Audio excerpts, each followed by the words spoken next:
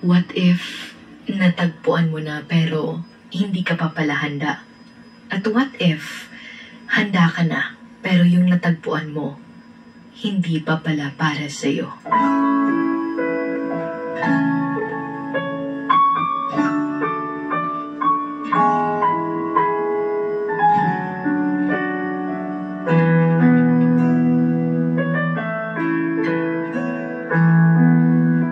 Minsan mo na rin na bang naranasan yung mga ganoon? Yung natagpuan mo na pero hindi ka pa pala handa. Yung akala mo okay ka na. Kanang abinay mo nga ready na gid ka tungod kay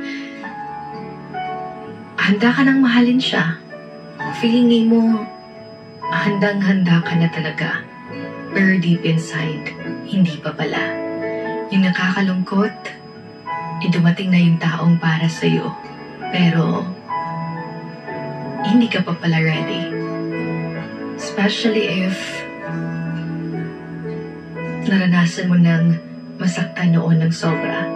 Grabe na feeling wala man mo tuyo pero murag mahadlok na ka to open your heart for someone tungod kay nakagi na ka ng feeling nasakitan, gibiyaan, gipaasa. O ka ng feeling dili lagi di ay ikaw ang iyang higugma. Pero what if handa ka na? Pero yung natagpuan mo, hindi pa pala siya yung para sa'yo. Nakakalungkot din dahil kung kanus ready na unta ka, kung kanus okay na ang tanan, saka mo naman nalaman na yung iyong natagpuan ay yung taong hindi pa pala para sa'yo. Sometimes, akala natin na kung unsa to ang gusto, makuha gyud nato. Abi nato kung unsa to ang gipangayo, mahatag gyud sa ato.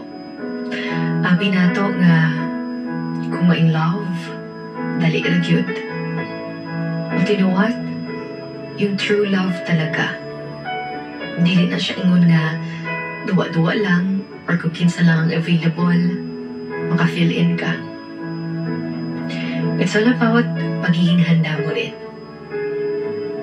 If you're able and capable of accepting and doing things, especially when it comes to love.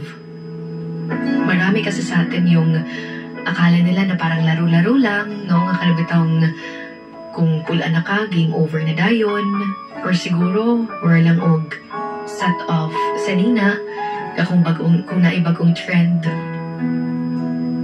wala na dayon, ma-face out na dayon. Love is more than that.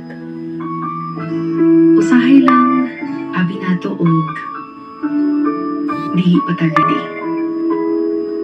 Tungod sa mas akong na-mention, it might be tungod sa ito ang nagian before, pero kailan ka ba magiging handa? Minsan, yung mga katanungan na tinatanong natin, tayo lang din mismo yung nakakasagot.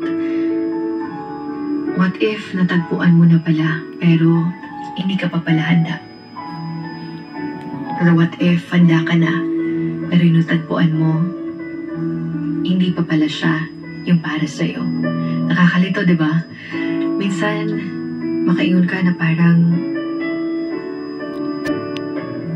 karaptang feeling pinagtagpo pero hindi tinadhana. Ganyan talaga minsan yung pagmamahal. Ganyan din talaga minsan yung buhay. Pero alam mo, minsan, kailangan nating magdesisyon sa buhay. Usahay dapat nga karapitang firm ang atong desisyon. Kapag natagpuan mo na yung taong para sa'yo, kahit na siguro nating mga kaagi from the past, dapat maging handa din tayo to open our heart for that person. We must conquer our fears. Di magiging mawa ang kahadlok no kay basin pasakitan na pod ko ani. Basin dili ra ako. Basin makakita na pod ning bag-o.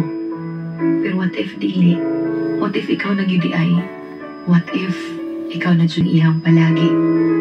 Munang usahay.